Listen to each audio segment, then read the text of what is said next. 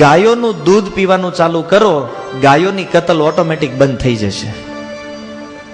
આ ગાયો કપાય છે એનું કારણ શું છે જાણો છો? આપણે બધાએ ગાયનું દૂધ પીવાનું બંધ કર્યું એટલે ગાયના દૂધની ડિમાન્ડ ઘટી.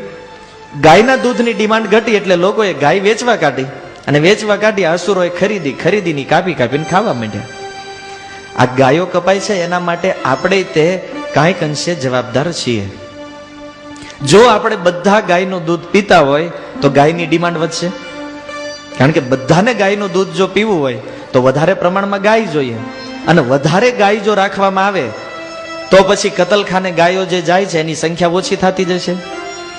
વર્તમાન સમયમાં ભારતમાં 3600 કતલખાના ચાલે છે જેને દિલ્હી સરકારે પરમિશન આપી છે, લીગલ. અને એમાં ખાલી ગાય નહીં, ગાય, બકરા, ઘેટા, ઊંટ અનેક પશુઓ કપાય છે. અને 3500 કતલખાના એવા ચાલે છે જેને સરકારની પરમિશન નથી, ઇનલીગલ. હવે આપણે અહીં બેઠા બેઠા વાતો કરતા હોય, ગાયોને બચાવવી જોઈએ. અમુક લોકો ફેસબુક ઉપર બહુ ફોટા મોકલે, ગાયોને બચાવો, ગાયોને. એમ ફોટા ઇન્ટરનેટ ઉપર નાખવાથી ગાય ન બચે. ગાયને બચાવવી હોય શરૂઆત આપણાથી કરવી પડે. પહેલા આપણે જો ગાયનું દૂધ પીશું, ગાયોની જો ડિમાન્ડ વધશે તો ઓટોમેટિક ગાય કપાતી બંધ થઈ જશે. આપણે ગાયનું દૂધ પીવું નથી, કારણ કે ડેરીમાંથી મળે પછી બકરીનું, ઘેટાનું જે ભેગું હોય બધું આપણને ઘરે દૂધ મળવું જોઈએ, બસ. હા, આપણા ગામડાઓમાં તમે જુઓ, 15 થી 20 વર્ષ પહેલા પ્રત્યેક ઘરમાં દૂધની, ઘીની કોઈ કમી નહોતી. કારણ કે પશુઓ રાખતા, ગાય રાખતા લોકો. અને હવે લોકોની વિચારસરણી એટલી હીન થઈ ગઈ. આપણે 4 જણા છીએ, આપણે દૂધ પીવું હોય બહાર કોકને નથી વેચાતું લઈ આવશો. આપણે શું કામ માથાકૂટ કરવી? ગાયને બાંધવી, રોજ એનું પછી આપણી ભાષામાં કે ને વાસીદું કરવું, એની સફાઈ રાખવી, એની હાટું નીણ લાવવી, એન કરતા ભલે 40 રૂપિયાનું લીટર બહારથી લઈને પી લેશું. અને આમાં ઓલા અસુરોને મોકો મળ્યો પછી કે હિન્દુઓને ગાયની જરૂર નથી, આર્યવર્તના જે લોકો છે એને ગાયની જરૂર નથી, એટલે આવવા દો આપણે કતલખાનામાં. ગમે એટલા નારા લગાવો, ગમે એટલી રેલીઓ કાઢો, કે ગમે એટલા યજ્ઞ કરી લ્યો, ગાય કોઈ દિવસ બચવાની નથી.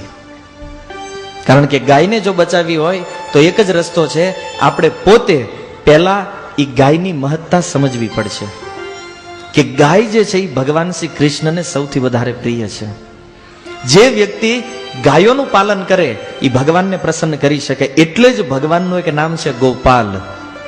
ગો શબ્દનો અર્થ થાય છે ગાય, અને પાલ એટલે જે એનું પાલન કરે છે ઇતિ ગોપાલ. કૃષ્ણ જ્યારે પ્રથમ વખત બ્રજ વૃંદાવનમાં ગાયો ચરાવવા ગયા, જઈ રહ્યા હતા ઘરેથી, તો યશોદાજીએ કીધું કે કનૈયા એક કામ કર, તું પગમાં ચપ્પલ પહેરતો જા. લગભગ કૃષ્ણની ઉંમર 3-3.5 વર્ષની હશે. યશોદાજીએ કીધું લાલા તું ચપ્પલ પહેરી લે પગમાં. કેમ? તો કીધું કે જંગલમાં કાંટા હોય, કંકર હોય, તારા કોમળ પગ છે, વાગી જાય પગમાં. ત્યારે કૃષ્ણે કીધું તો એક કામ કરો, 36 લાખ ચપ્પલ આપો તો હું ચપ્પલ પહેરું. યશોદાજી કેમ 36 લાખ ચપ્પલ શા માટે? નંદ બાબાને ત્યાં 9 લાખ ગાય હતી એવું ભાગવત કહે છે. એક ગાયના 4 પગ. કૃષ્ણ કે પહેલા ગાયોને ચપ્પલ પહેરાવો, પછી હું ચપ્પલ પહેરીશ. હવે 36 લાખ ચપ્પલ યશોદાજીના બસની વાત નહોતી ગાયોને પહેરાવવા. યશોદાજી કે લાલા આ સંભવ નથી. કૃષ્ણ કે તો હું ચપ્પલ નહીં પહેરું. અને 11 વર્ષ 52 દિવસ સુધી એ કૃષ્ણ બ્રજ વૃંદાવનમાં ક્યારેય ચપ્પલ નથી પહેર્યા એને. જો ભગવાન હોવા છતાં એ ગાયો ચપ્પલ નથી પહેરતી, એટલે કૃષ્ણએ ક્યારેય બ્રજ વૃંદાવનમાં કોઈ દિવસ ચપ્પલ નથી પહેર્યા. વિચાર કરો ગાયોની કેટલી મહત્તા છે. અને આપણે અસુર લોકો ગાયોનો વધ કરે અને એના ચામડાનું પાકીટ, બેલ્ટ, ચપ્પલ.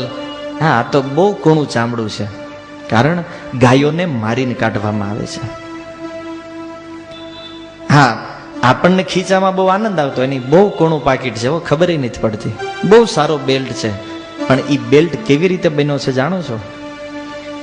કૃષ્ણ જન્મના પ્રસંગમાં ગયા વર્ષે મેં આ જ જગ્યાએ થોડી ઝલક આપી હતી કે ગાયોને કેવી રીતે મારવામાં આવે છે.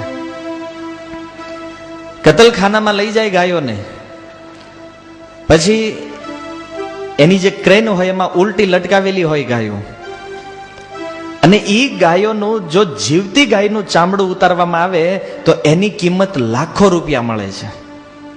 એટલે અસુરો શું કરે છે, એ ગાયોની ઉપર લગભગ 100 ડિગ્રી ઉપર જો પાણીને ગરમ કરવામાં આવે ને તો પાણીની વરાળ થઈ જાય.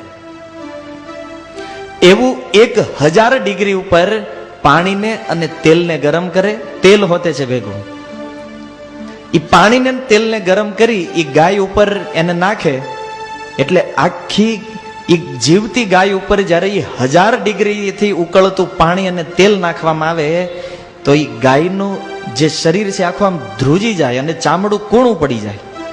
અને ત્યારે એ લોકો જેમ આપણે સાણસીથી કોઈ વસ્તુને ખેંચતા હોય એવી રીતે એ ચીપિયા વડે ગાયના શરીરમાંથી ચામડું ખેંચી લે, જીવતી ગાયનું.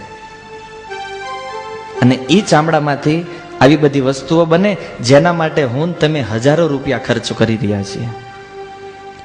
આવું જો ન થવા દેવું હોય તો સાચી સેવા ગાયની છે. ગૌશાળાઓ બનાવો, ગૌશાળાઓમાં દાન આપો, એ ભાવ તમારો બિલકુલ સાચો છે, કરવું જોઈએ. ગાયો માટે બની શકે એટલું દાન આપવું જોઈએ. પણ જો તમે પોતે ગાયોના દૂધનો ઉપયોગ ચાલુ કરશો તો આનાથી જે લાભ ગાયોને અને સમાજને થશે એટલો લાભ આ સંસારમાં બીજી કોઈ પ્રવૃત્તિથી નહીં થાય. શીલ પ્રભુપાદ જે લખ્યું છે, આ દુનિયામાં ત્યાં સુધી શાંતિ નહીં આવે. ઘણા લોકો વિશ્વ શાંતિ યજ્ઞ કરે, પણ પ્રભુપાદજી એમના તાત્પર્યોમાં કીધું છે જ્યાં સુધી ગાયનું લોહી આ પૃથ્વીને સ્પર્શ થતું રહેશે ત્યાં સુધી ભૂકંપ આવશે, પૂર આવશે, દુષ્કાળ પડશે અને સમાજમાં ક્યારેય શાંતિ નહીં આવે. આપણે ભલે માંસ નથી ખાતા તો એવું માનવાની જરૂર નથી કે આપણે તે ગાયોની હત્યામાં આપણે જવાબદાર છીએ, કારણ કે એનો ઉપયોગ આપણે કરતા નથી. સૂર જે દેવી બુદ્ધિ વાળો વ્યક્તિ હોય એ